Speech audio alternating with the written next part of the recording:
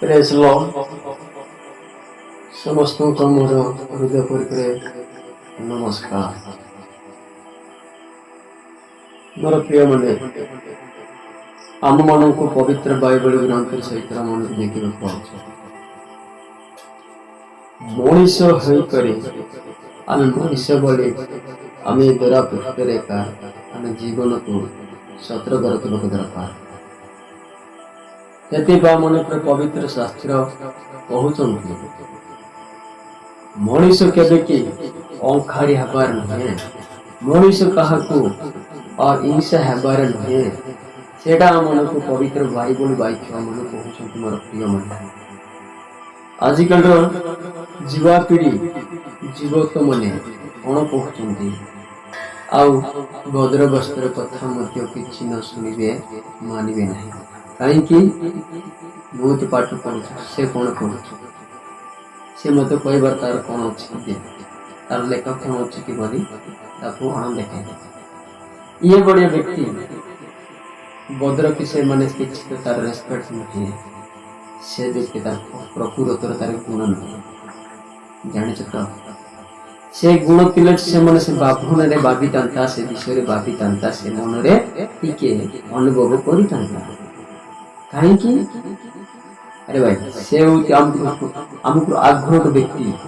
से मुझे कौन कहबार अच्छे सम्मान तबा रेस्पेक्ट कथा बोली जानवे कहीं से मन घरे दुआरे कथा तेणुक निजे जहाँ पाँच पा जाए निजर जिहा निजे देह को नष्ट करने को चाहते तेणुक आम निजर जिहा कौन कर बांधिक रखा पड़ो बोली बाइबल कहते। मोर प्रिय मन से पवित्र बाइबल आम कहते अंखारी क्या अंखारी करवार ना क्या हिंसा करवार ना आम तो के पाठ पढ़ो कि कौन जहाँ लेख किंतु तुम के पंडित हो शिक्षक हो किंतु निजे तुम आउ मेन्टेन्स निज पेट शिक्षक तो निज शिक्षक होकर अन्य के गर्व देखिए कौन मन लाभ कि मनीष को लाभ पाइबा दरकार कि लाभ कि जगत द्वारा पृथ्वी कौन सी टंका लाभ कि धनर लाभ नुहे केवल आम आत्मा लाभ पाइबा दरकार बुझ तो तेणुक मोर प्रिय मन पवित्र बाइबल वाक्य मन कहूँ मु कौन मात्र पंडित ज्ञानी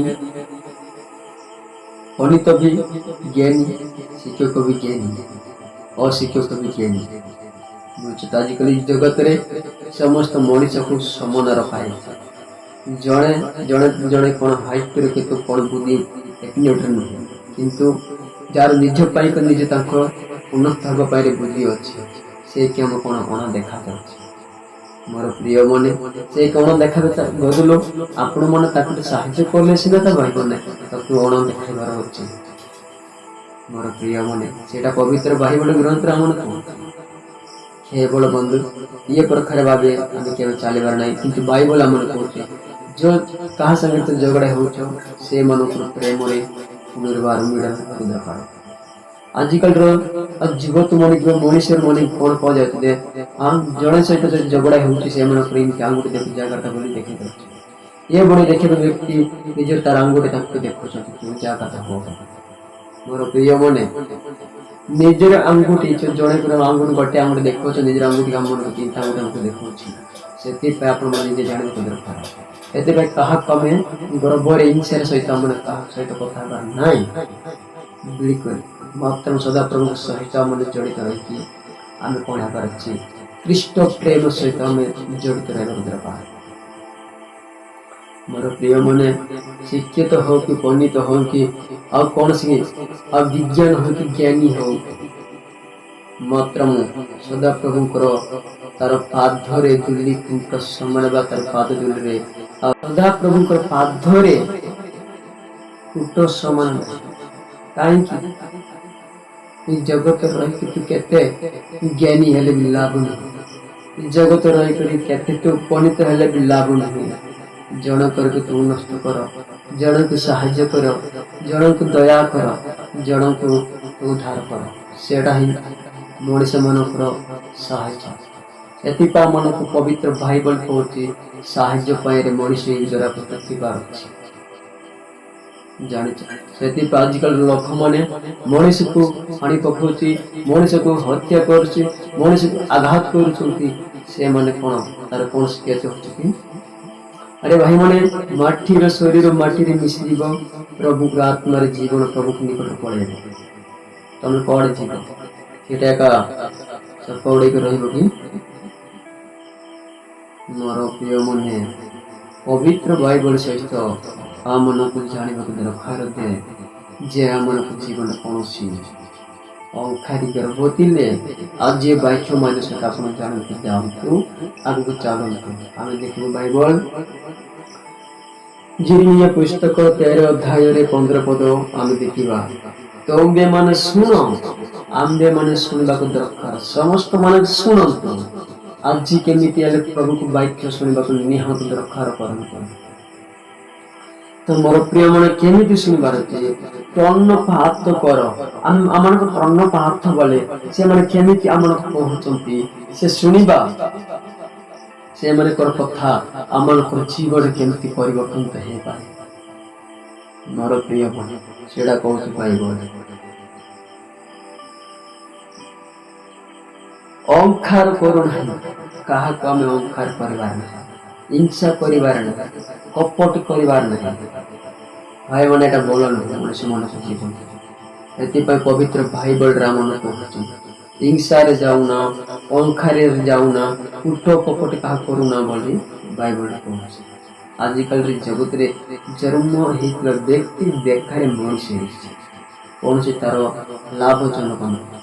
ବେକାର ତାର ଶରୀରରେ ଉତ୍ପାତ ପାଇରେ ଏ ଜଗତରେ ମଣିଷ ଜନ୍ମ ହେଇଛି। ମାତ୍ର ଆତ୍ମା ପାଇରେ ମଣିଷ ହେଇଛି। ଆତ୍ମାକୁ ଜୀବନକୁ ନିଜେ ରକ୍ଷା କରିବାକୁ ତାର ଜନ୍ମ ହେଇନି। ତାର ଜୀବନକୁ ବା ଆତ୍ମା କହିକି ଯଦି ତାକେ ଯଦି ରକ୍ଷା କରିବାକୁ ଯଦି ଚାହୁଁଛନ୍ତି, ହେଲେ ସେମାନେ ତାର ଜୀବନକୁ କୌଣସି ମଧ୍ୟ ପ୍ରଭୁଙ୍କର ବାକ୍ୟ ତାର ଜୀବନକୁ କେବେ ମଧ୍ୟ ଭୋକରେ ରଖିନଥାନ୍ତି। ସେଥିପାଇଁ ତାର ଜୀବନ ବୁକୁରେ ରହୁଛନ୍ତି, ତାର ନିଜର ଶରୀର ପାଇଁ ମଧ୍ୟ ମେଣ୍ଟେନାନ୍ସ କରୁଛନ୍ତି। ଏଇଟା କେବଳ ସତ୍ୟ କି? ଜୀବନ ଖୋଜୁଛି, ମତେ ବି ଆହାର ଦିଅ, ଖାଲି ତମେ ଖାଇଲେ ହେବ କି ବୋଲି ଇଏ ବ୍ୟକ୍ତି ମାନେ ତା ଜୀବନକୁ ଆହାର ଦେବା ପାଇଁ ନିମନ୍ତେ ତାର ମୁସ୍କିଲ ହେଇଯାଉଛି। କିନ୍ତୁ ତାର ଶରୀରରେ ମେଣ୍ଟେନାନ୍ସ ପାଇବା, ତାର ଶରୀରର ଆଉ କଣ କରିବାକୁ ବଞ୍ଚାଇବା ପାଇଁ କି ବିଦେଶୀ ମାନେ ଟଙ୍କା ପାଇଁ ଯାଉଛନ୍ତି। ମୋର ଜୀବନ ପାଇଁ କି ମୋତେ ସେ ପାଖରେ ମଧ୍ୟ କଣ ହଉନାହିଁ, ବାକ୍ୟ କିମ୍ବା ପ୍ରଭୁଙ୍କ କଥା ଶୁଣିବାକୁ ଯାଉନି। ସେଟା ଆମମାନଙ୍କୁ ପବିତ୍ର ବାଇବଲ କହୁଛି। ସେଥିପାଇଁ ଅହଙ୍କାରୀ ହେବାର ନାହିଁ। ଆମେ ନିଜକୁ ସତର୍କ ରହିବାକୁ ଚେଷ୍ଟା କରୁ। ପବିତ୍ର ବାଇବଲ ବାକ୍ୟ ସହିତ ଆମେ କେମିତି ଜାଣିବା ପ୍ରଭୁଙ୍କ ସହିତ ମୁଁ କେମିତି ଯିବି, ସେଟା ଆମେ ଟିକେ କଣ କରିବାର ଅଛି, ବିବେଚନା କରିବାର ଅଛି। ପ୍ରିୟ ମନେ, କାରଣ ସଦାପ୍ରଭୁ କଥା କହନ୍ତି। କିଏ କହନ୍ତି? ମୁଁ କହୁଛି ଯେ ସଦାପ୍ରଭୁ ମନକୁ କହୁଛନ୍ତି କାହାକୁ ଅହଙ୍କାର କରୁନା, କାହାକୁ ହିଂସା କରୁନା, କାହାକୁ କପଟ କରୁନା। ସଦାପ୍ରଭୁ କଥା କହୁଛନ୍ତି, କାହାକୁ କହିବାର ନାହିଁ। ଆମେ କଣ କହିବାର ଅଛି? ଜଣଙ୍କୁ ଆମେ ଉଦ୍ଧାର କରିବାର ବ୍ୟକ୍ତି ହେବାର ଅଛି, ଜଣଙ୍କୁ ସାହାଯ୍ୟ କରିବାର ବ୍ୟକ୍ତି ହେବାର। ସେଇଟା ଆମମାନଙ୍କୁ ପବିତ୍ର ପରିମିଶ୍ର ମାନଙ୍କର ହିସାବ ମାଗିବେ। ବୁଝୁଛ ତ? ଏ ପୃଥିବୀରେ ରହିକି ଟଙ୍କାର ଆଦାୟ କରିବା ପାଇଁ କି ଟଙ୍କା ଲାଭ କରିବା ପାଇଁ କି ନୁହେଁ, କିମ୍ବା ତାର ଧନ ସମ୍ପତ୍ତିର ଲାଭ କରିବା ପାଇଁ କି ଜମି ବାଡି ଏପଟେ ସେପଟେ କେମିତି କରି ଆଦାୟ କରୁଥିବା ଲାଭ କରିକି ରହିବା ପାଇଁ କି ନିମନ୍ତେ ନୁହେଁ। କେବଳ ଆମମାନଙ୍କର ଜୀବନ ଅନ୍ୟ ଜଣମାନଙ୍କ ଜୀବନକୁ ମଧ୍ୟ ଉଦ୍ଧାର କର, ସାହାଯ୍ୟ କର, ଦୟା କର। ସେଟା ଏକା ଆମମାନଙ୍କର ପରମେଶ୍ୱରଙ୍କ ହିସାବରେ ନିହାତି ଦରକାର। ବୁଝୁଛ ତ? ସେଥିପାଇଁ ପେଟ ପାଣି ଆମକୁ ଦେବାକୁ ନିହାତି ଦରକାର। ଜଣଙ୍କର ଅନ୍ୟ ଜଣଙ୍କର ତାର ଦୁଃଖରେ ପହଞ୍ଚିବାକୁ ଦରକାର। ସେଇଟା ଆମମାନଙ୍କର ବାଇବଲର ଶିକ୍ଷା।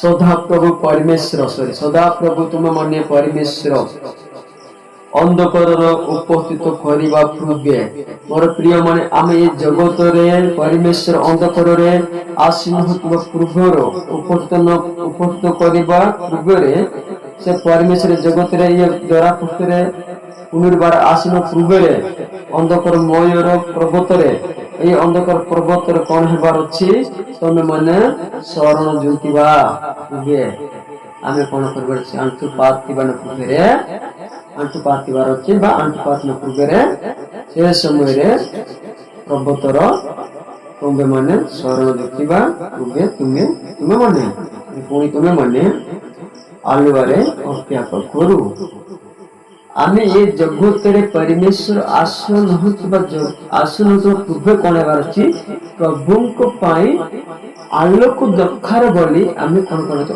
ଅତ୍ୟାଗ କରି କଣ କରିବାର ଅଛି ସେ ତାହା ମୃତ୍ୟୁସାୟରେ ଘୋର ଅନ୍ଧକାରରେ ପରିଣତ କରିବା ପୂର୍ବେ ଯେତେବେଳେ ଆମେ ମରିଗଲା ସମୟରେ ଯେତେବେଳେ ଆମେ ଘୋର ଅନ୍ଧକାର ହେଇଥିବା ସମୟଯାକ ପରି ତେଣୁକରି ସେ ପୂର୍ବରେ ଆମେ କଣ ହେବାର ଅଛି ତୁମେ ମାନେ ତାହାଙ୍କୁ ଗୌରବ ଦିଅ ଆମ ମାନଙ୍କର ଜୀବନରେ ଇଏ ଶରୀର ସହିତ ଥିବା ବେଳେ ଆମେ ପ୍ରଭୁଙ୍କ ଆମେ କଣ କରିବା ଅଛି ଗୌରବ କରି ଆମେ ହାତ ଯୋଡ଼ିକି ପ୍ରଭୁ ଆମମାନଙ୍କୁ ସୃଷ୍ଟିକର୍ତ୍ତା ତମେ ମାନଙ୍କୁ ଦୟା କରନ୍ତୁ ପ୍ରଭୁ ଆମେ ଆମକୁ ଆରୋଗ୍ୟ କରନ୍ତୁ ଆମେ ଗୋଟେ ପାପୀ ବୋଲି ଆପଣ ନିହାତି ପ୍ରାର୍ଥନା କରିବ ନିଶ୍ଚୟ ତମମାନଙ୍କ ଜୀବନ ନିଶ୍ଚୟ ରକ୍ଷା କରିବ ନହେଲେ ଏମିତି ଗୋଟେ ଯଦି ତମେ ପ୍ରାର୍ଥନା ନ କରିବ ନରକରେ ତମମାନଙ୍କ ଜୀବନ ଯିବ ମୋର ପ୍ରିୟ ମନେ ସେଟା ବାଇବଲରେ ବାକ୍ୟର ଜ୍ଞାନ ନିଜର କଥା ନୁହେଁ ଏବେ ଆମେ ନିଜର ଏଇଟା ଗ୍ରନ୍ଥ ଆମେ ନିଜେ କହୁଛି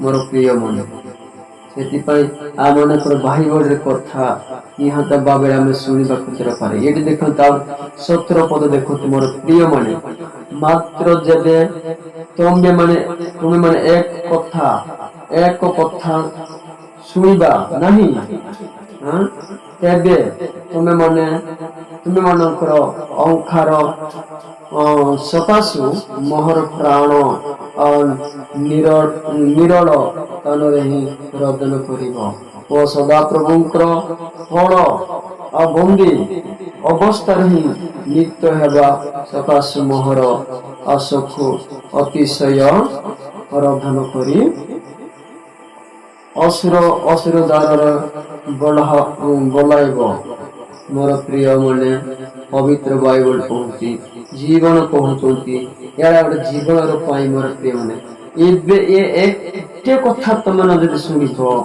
କହୁଛନ୍ତି ଗୋଟେ କଥା ତମେ ନ ଶୁଣିବ ଏବେ ତୁମେ ମାନେ ଅଙ୍କାର ସକାଶ ମୋହର ପ୍ରାଣ ଅଙ୍କାରୀ ଦ୍ଵାରା ପ୍ରଭୁଙ୍କର ପ୍ରାଣ ପ୍ରଭୁଙ୍କର ଜୀବନକୁ କଣ କରୁଛନ୍ତି ନିରାଶ ଦେଉଛନ୍ତି ସେ ଶରୀର ଅଙ୍କାର ଦେଖେଇବ ସେ ଶରୀର ଗର୍ବ ଦେଖେଇବ ସେ ଶରୀର ଶତ୍ରୁକ ରହିବ ମାତ୍ର ପ୍ରଭୁଙ୍କର ଜୀବନ ପାଇଁ ତୁମେ କଣ କରାହଉଛି କ୍ରନ୍ଦନ କରାହେଉଛି ସେଥିପାଇଁ ଆମମାନଙ୍କୁ ପ୍ରଭୁଙ୍କର ଜୀବନ ଏ ପ୍ରଭୁଙ୍କର ଜୀବନ ଆମମାନଙ୍କୁ ଥିବା ଯୋଗୁଁ ସେ ତୁମେ ଗୋଟେ ମଣିଷ ହେଇକି ବଞ୍ଚି ଅଛ ସେ ଜୀବନ ଯଦି ତମମାନଙ୍କ ଜୀବନ ନଥିଲେ ତୁମେ ତ କାଠ ଭଳିଆ ରହିଥାନ୍ତା ନା ବୁଝିଛ ମୋର ପ୍ରିୟ ମାନେ ଯଦି ଆମମାନଙ୍କ ଏ ଶରୀର ସହିତ ଯଦି ଜୀବନ ନଥିଲେ ମଣିଷ ବଞ୍ଚିବ ଥିଲେ ସେଟା ଗୋଟେ ମଧ୍ୟ ଆପଣ ଜାଣୁନାହାନ୍ତି ସେଥିପାଇଁ ପବିତ୍ର ବାଇବଲ ଆମମାନେ କହୁଛନ୍ତି ନିଶ୍ଚୟ ମଣିଷ ମାନଙ୍କୁ ଜୀବନ ବଞ୍ଚିବାକୁ ଦରକାର ହେବ ଯଦି ମଣିଷ ମାନେ ମାତ୍ର ନାଇଁ ମୁଁ ବଞ୍ଚିବାକୁ ଦରକାର ନାହିଁ ମୁଁ ଆଗକୁ ଯିବାକୁ ଦରକାର ବୋଲି ନିଜେ କଣ ତାଙ୍କ ହଉଛି ଅଜୁ ପକଉଛନ୍ତି ମୋର ପ୍ରିୟ ମାନେ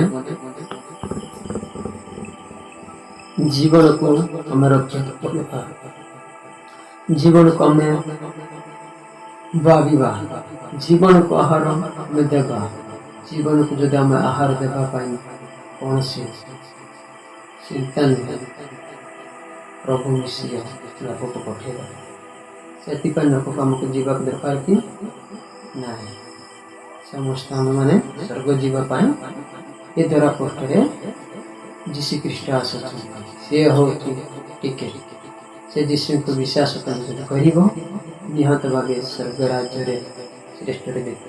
ମୋର ପ୍ରିୟ ମାନେ ମୁଁ ଅଧିକ କହିନାହିଁ, ତ ବାଇବଲ ବାକ୍ୟ ଅନୁସାରେ ମଧ୍ୟ କଥା ହେଲା। ହଉ ଠିକ୍ ଅଛି, ଏତିକି ମୁଁ କହି ରଖୁଛି। ଯେକୌଣସି ଆଉ ସମୟ ହେଲେ ପବିତ୍ର ବାଇବଲ ବାକ୍ୟ ସହିତ କେବେ ଜଡ଼ିତ ହେଲେ ଏମିତି ଆଉ ୟୁଟ୍ୟୁବରେ ମଧ୍ୟ ଦେଖାହେବା, ଆଉ ପୁନର୍ବାର ସେ ବାକ୍ୟ ସହିତ ମଧ୍ୟ ଆଉ ବାକ୍ୟ କାହାକୁ ଯିବା।